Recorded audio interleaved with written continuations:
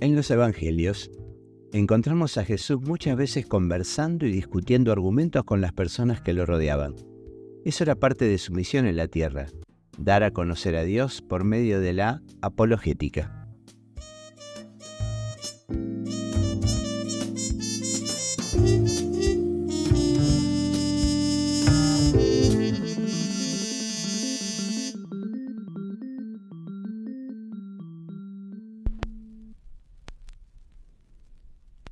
La apologética es parte de la teología que pretende defender racional e históricamente los dogmas de la fe cristiana. Jesús era un apologista, porque hacía preguntas y respondía también, explicaba su mensaje, lo defendía contra el ataque de sus enemigos y abogaba por la verdad de su evangelio. La apologética no es solo memorizar un argumento académico y soltárselo a una audiencia que escucha en silencio. La apologética intenta comunicar la palabra de verdad, a menudo en un diálogo. Por eso es interesante explicar las verdades que creemos participando de una conversación y a veces, si es necesario, debatir, entender a la audiencia que desea saber. Jesús no tenía un mensaje estructurado que repetía mecánicamente a cada audiencia con la que se encontraba. La comunicación de Jesús cambiaba dependiendo de la situación o de la persona con la que hablaba. A veces enseñaba una parábola o utilizaba una imagen poderosa. Otras veces no daba ningún tipo de información, sino que hacía una pregunta. Encontramos el mismo patrón en todas partes. El punto de partida del evangelismo de Jesús suele ser, aunque no siempre, una pregunta o una situación concreta de la gente a su alrededor. Piensen cómo interactuó Jesús, por ejemplo, con Nicodemo, que era un miembro respetado del Sanedrín, la corte suprema religiosa y de justicia de los judíos.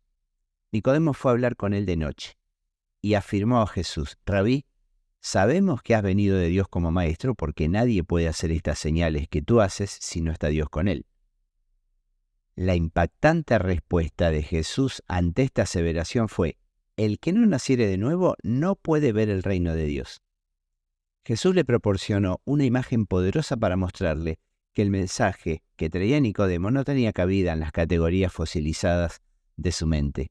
Jesús no era simplemente un maestro enviado por Dios como Nicodemo había afirmado. Jesús era el Mesías que había de ser levantado en la crucifixión para que todo aquel que en él cree tenga vida eterna. Las categorías de Nicodemo estaban demasiado pequeñas y había que eliminarlas para que pudiera entender al Jesús que estaba frente a él. El siguiente capítulo del Evangelio de Juan, Jesús interactuó con una mujer samaritana que estaba sacando agua del pozo y que no habló con ella de nacer de nuevo. De hecho, Jesús no volvió a usar esta expresión en el resto de los evangelios. Pero Jesús también la desorientó al pedirle que le diera agua de beber. La mujer le preguntó asombrada: ¿Cómo tú, siendo judío, me pides a mí de beber, que soy mujer samaritana? Jesús habló con la mujer, le hizo una pregunta y consiguió que admitiera que estaba viviendo con un hombre que no era su marido. Jesús conversaba, preguntaba y respondía a preguntas, contaba historias, enseñaba a individuos y a grupos pequeños y también a grandes. Hay más de 150 preguntas en los 4 evangelios y la palabra respondió se utiliza más de 140 veces en los evangelios. O sea que a veces Jesús respondió una pregunta y a veces hacía preguntas, pero no desechó ni ignoró ninguna pregunta a menos que determinara que la persona que preguntaba no era sincera.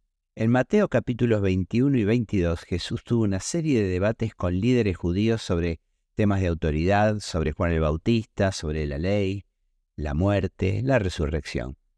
Vemos las malas intenciones de los líderes religiosos en la descripción de Mateo. Dice así: Jesús entró en el templo y mientras enseñaba se le acercaron los jefes de los sacerdotes y los ancianos del pueblo. ¿Con qué autoridad haces esto?, lo interrogaron. ¿Quién te dio esa autoridad? Yo también voy a hacerles una pregunta. Si me la contestan, les diré con qué autoridad hago esto, dijo Jesús. Y continuó: el bautismo de Juan, ¿de dónde procedía? ¿Del cielo o de la tierra? Ellos se pusieron a discutir entre sí. Si respondemos del cielo, nos dirá: entonces, ¿por qué no le creyeron?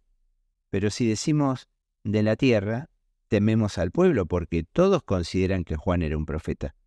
Así que le respondieron a Jesús: no lo sabemos. Entonces Jesús les dijo: entonces yo tampoco les voy a decir con qué autoridad hago esto. Cualquier persona que presenciara este temprano debate apologético habrá visto a Jesús silenciar a sus críticos, que se fueron habiendo quedado en evidencia.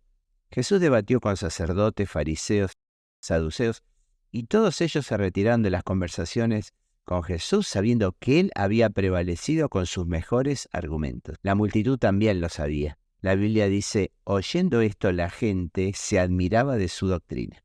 Jesús contó la parábola de los labradores que golpearon y mataron al hijo del propietario. Y oyendo sus parábolas, dice la Biblia, los principales sacerdotes y los fariseos entendieron que hablaba de ellos.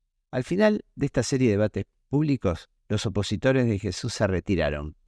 La Biblia registra que nadie podía responder palabra, ni osó alguno desde aquel día preguntarle más. Ahora bien, ¿por qué tenemos 4 evangelios diferentes? Bueno, es porque cada uno de los 4 autores tenía diferentes audiencias en mente y por lo tanto escribieron evangelios con diferentes objetivos. El Evangelio de Mateo, por ejemplo, fue escrito para una audiencia judía, ya que hacía hincapié en cómo Jesús cumplía las profecías del Antiguo Testamento. En cambio, Lucas escribía para griegos y explicaba la historia de Jesús de una manera que tuviera sentido para la ordenadamente griega, proporcionando detalles históricos exactos. ¿Cambiaba la verdad sobre Jesús esto? No, pero el énfasis en cada evangelio son únicos porque en cada uno proporciona un retrato de Jesús diferente para un público diferente. Por lo tanto, antes de nada, todos los que creemos en Jesús debemos comprender a las personas para ayudarles a escuchar y responder al evangelio. ¿Por qué? Y porque hay muchos tipos diferentes de personas. El modo de relacionarnos con ellos depende de su lugar de partida. Por ejemplo, hay personas indiferentes, hostiles, curiosos, y hay los que buscan sinceramente. Desafiar a las personas a buscar la verdad con sinceridad es nuestro objetivo como cristianos. Jesús hacía recaer en su audiencia la responsabilidad de escuchar con corazones abiertos. Él dijo muchas veces: el que tenga oídos para oír, oiga. Jesús prometió: el que quiera hacer la voluntad de Dios conocerá si la doctrina es de Dios o si yo hablo por mi propia cuenta.